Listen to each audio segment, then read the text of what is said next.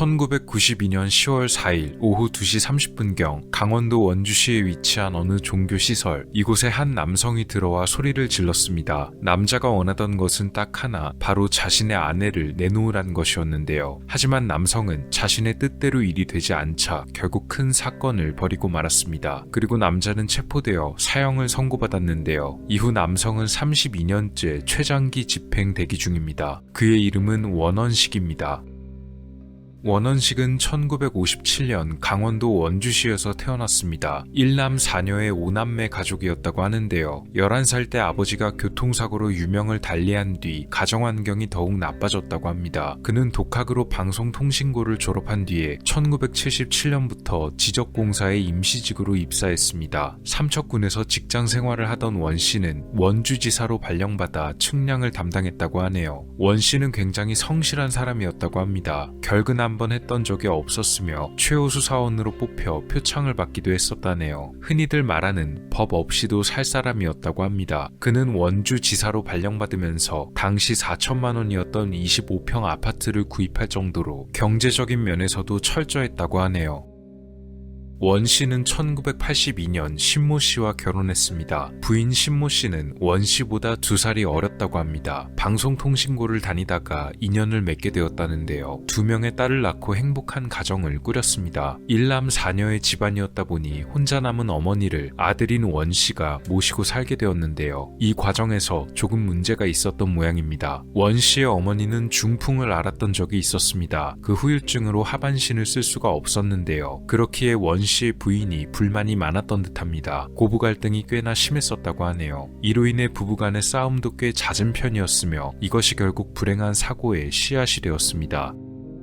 신씨는 어느 날부터 가정에 소홀해지기 시작했습니다. 또한 집을 비우는 날이 자주 생겼는데요. 싸움도 잦아지고 신씨가 집을 비우는 시간도 늘어나자 하반신이 불편했던 원씨의 어머니도 버티기 힘들었는지 원씨의 집을 떠나 딸의 집으로 거처를 옮기게 되고, 상황이 이렇게 되자 원씨는 무척이나 괴로웠다고 합니다. 그는 아내의 불륜을 의심할 수밖에 없었는데요. 하지만 나중에 밝혀진 사실은 좀 뜻밖이었습니다. 아내는 어느 종교시설에 자주 출입하고 있었습니다. 특정 종교시설이었다고 하는데요. 그러니까 아내가 불륜을 저지른 게 아니고 종교활동에 활발하게 참여하고 있던 것입니다. 이 사실을 알게 된 원씨는 아내를 불러 강경하게 말합니다. 지금 다니는 종교를 당장 그만두고 다시 예전처럼 가정에 집중해달란 것이었는데요. 하지만 아내 역시도 자기 입장을 굽히지 않았습니다. 사건 이후 밝혀진 조사에 따르면 아내 신씨가 종교활동에 매진하게 된 계기는 바로 친정 어머니의 권유 때문이었다고 하는데요. 종교에 깊게 빠지게 된 아내와 몇 번이나 싸웠지만 도저히 설득을 할 수가 없었다고 합니다. 원씨는 친구들, 직장 동료들과 술자리를 가지면서 자주 자신의 신세를 한탄했다고도 합니다. 어머니를 모시지 못하는 불효자라면서 이 상황이 정말 미쳐버릴 것 같다고도 했다는데요. 결국 나중에 원씨는 특단의 조치를 취했습니다. 원주 시내에 방을 한 칸 얻어 따로 나와 살면서 아내가 정신을 차리기 바랐다고 하는데요. 2달이나 혼자 따로 나와 지냈지만 신씨의 종교 생활은 변함이 없었다고 합니다. 1992년 10월 4일 당직을 마치고 집에 돌아온 원씨. 그는 집에 돌아와 다시 한번 아내를 설득했습니다. 원씨는 다른 날과 다르게 좀 더 강하게 말했는데요. 오늘부터는 절대 나가지 말라고 말했습니다. 하지만 아내는 아랑곳하지 않았다고 하는데요. 도저히 말이 통하지 않자 원씨는 잠도 안 자고 그대로 밖으로 나가 혼자서 술을 마시고 왔습니다. 아내와의 불화 이후에 원씨는 술에 자주 의지했는데요. 술을 마시고 집에 돌아온 원씨 씨의 귀에 들려온 것은 2딸이 울고 있는 소리였습니다. 그가 밖에 나갔다가 온 사이에 아내 신씨가 딸들만 집에 두고 나가버린 것이었는데요. 이 광경을 보고 원씨는 결국 화가 끝까지 치밀어서 결국 끔찍한 범죄를 저지르게 되고 맙니다. 원씨는 집안에 있던 플라스틱 통을 하나 꺼내옵니다. 보통 석유 등에 기름을 담아두던 통이었는데요. 빈 통을 들고 1km 정도 떨어진 주유소에 가서 휘발유 10리터를 구입해 통에 꽉 채웠다고 합니다. 여기서 차라리 그만뒀더라면 좋았겠지만 많이 분노했던 그는 화를 참을 수가 없었고 이후 아내가 다니는 종교시설로 향했습니다. 큰 플라스틱 통을 들고 건물에 난입한 원씨. 이날 특별히 초청받은 강사의 강연이 있어서 건물에는 신도 90명이 모여 있었다고 합니다. 시설 안에 들어온 원 씨를 신도들이 막아섰는데요. 그는 아내 신 씨가 여기 온 것을 다 알고 있으니 얼른 아내를 내놓으라며 소리를 질렀습니다. 하지만 그를 막아선 신도들은 그런 사람 여기 없다며 원 씨가 건물 안에 들어가는 것을 막아서고 그를 달랜 뒤 돌려보내려 했다고 하는데요. 원 씨는 통 안에 담긴 휘발유를 전부 바닥에 뿌려놓고 한 손에 라이터를 든 뒤 다시 소리쳤습니다. 지금 솔직하게 다 말하고 아내를 내놓지 않으면 라이터를 켜버리겠다는 것이었는데요. 그러나 아내는 나타나지 않았고 끝내 원 씨는 라이터를 켜버리고 말았습니다.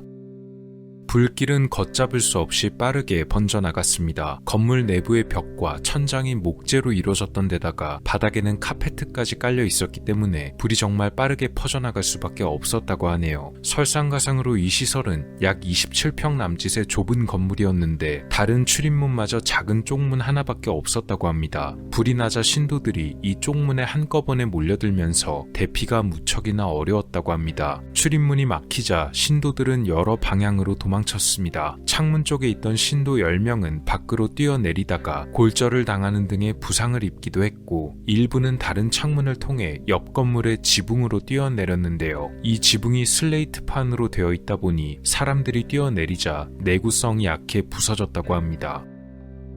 약 10분 후에 경찰과 소방관들이 출동했지만 불길이 워낙 강해 진압이 매우 어려웠다고 하네요. 화재 발생 40여 분 만에 간신히 진압되었습니다. 이날 벌어진 화재로 인해 수많은 피해자가 발생했는데 불이 워낙 강했던 탓에 형체를 알아볼 수가 없어서 신원을 확인하는 데에만 2시간이 넘게 걸렸다고 합니다. 이날 희생된 사람은 총 15명이었다고 하네요. 특히 카페트가 타면서 발생했던 연기와 유독가스 때문에 피해가 많이 발생했던 것으로 보였습니다. 숨진 사람들 중에는 아주 어린 아이들도 있었는데요. 말씀드렸듯이 이날 특별히 초청한 강사의 강연을 듣기 위해 가족 단위로 참석한 사람들도 있었고 그로 인해 나이가 적은 피해자들도 많았다고 하네요. 불을 지른 원 씨는 신도들에게 붙잡혔지만 달아났다가 나중에 경찰서에 자수했다고 합니다. 경찰 조사에서 원 씨는 아내와 갈등이 있었으며 집을 나설 때부터 사고를 벌이려고 했다고 진술했습니다. 경찰은 원래 현주 건조물 방화치사 혐의만을 적용하려 했지만 원 씨의 이 진술 때문에 살인 혐의를 추가했다고 하네요. 그는 구속된 상태에서 재판을 받게 되었고 1심과 2심에서 모두 사형을 선고받은 뒤에 1993년 대법원에서 형이 확정되었습니다. 그렇다면 이 사건의 가장 큰 원인이 되었던 원 씨의 아내 신 씨는 어떻게 되었을까요? 신 씨는 상처 하나 없이 멀쩡하게 살아 있었습니다. 아내는 사건이 났던 현장에 없었다고 하는데요. 사실 원래 다른 신도들과 함께 모여 강연을 듣고 있다가 원 씨가 건물 안에 들어와 소리치는 것을 보고는 몰래 쪽문을 통해서 빠져나갔다고 합니다. 근처에 몸을 숨기고 있던 중 건물에 불길이 치솟는 것을 보고 겁이 나서 친정집에 몸을 숨기고 있었다고 하네요. 나중에 친정 어머니 그리고 남동생과 함께 경찰서에 찾아온 아내 신 씨의 진술은 원 씨의 진술과는 좀 달랐는데요. 종교활동에 열심히 참석했던 것은 맞지만 그렇다고 집안을 제대로 돌본 적이 없진 않다는 것이었습니다. 특히 남편 원 씨가 예전에 부부싸움을 할 때도 밖에서 인화물질을 가져와서 협박했던 비슷한 일도 이미 저지른 적이 있다고 진술했습니다. 한국에서 사형 집행이 마지막으로 이뤄진 것은 김영삼 정부 말기였던 1997년 12월 30일이었습니다. 원 씨는 1993년 선고 이후 형 집행 무기한 대기 상태로 현재까지도 최장기 집행 대기수로 복역 중입니다. 기간을 따지면 32년째 집행 대기 중인데요. 서울구치소에서 복역을 시작했으며 현재는 광주에 있는 광주교도소에 있다고 합니다. 원 씨가 집행을 대기하는 동안 한 가지 문제가 있었는데요. 그것은 바로 시효 만료에 관한 문제였다고 합니다. 개정 전 형법에 따르면 사형에도 시효가 있었는데요. 사형에 관한 시효는 선고를 받은 뒤 30년, 이 30년 동안 사형이 집행되지 않으면 그 집행을 면제해준다는 규정이 있었다고 합니다. 그런데 원 씨가 사형을 선고받은 뒤 30년이 가까워지면서 이 시효에 관한 문제가 수면으로 떠오른 것이었습니다. 개정 전 법에 따르면 2023년 11월 24일이 만료였습니다. 그렇게 되면 법에 따라 원 씨의 집행이 면제되니 정부는 서둘러 형법 개정에 나서 2023년 6월 5일에 사형집행 시효 폐지에 관한 개정안을 내놨고 동년 7월 18일 이 법안이 통과하여 처리되면서 사형에 관한 시효 자체가 아예 폐지가 됨으로써 원 씨는 최장기 집행 대기자로 남게 되었다고 하네요. 원원식은 2005년 7월 간암 말기 판정을 받았고 총 4회가량 종양 제거술을 받았다고 합니다. 이후에 예후가 좋아서 현재까지 생존 중이며 작업장에서 노역 등을 해서 모은 돈을 기부하는 등 죄를 반성하며 모범수로 생활하고 있다고 하네요. 하지만 수많은 인명이 희생되었던 것을 떠올려보면 차라리 처음부터 죄를 짓지 않는 게 더 좋지 않았을까 합니다. 무기징역 시리즈 원원식 사건에 관한 이야기였습니다. 오늘 미스터리 어떠셨나요? 영상을 재밌게 보셨다면 채널에 방문하셔서 더 많은 영상을 시청해보세요. 미스터리 큐브였습니다. 감사합니다.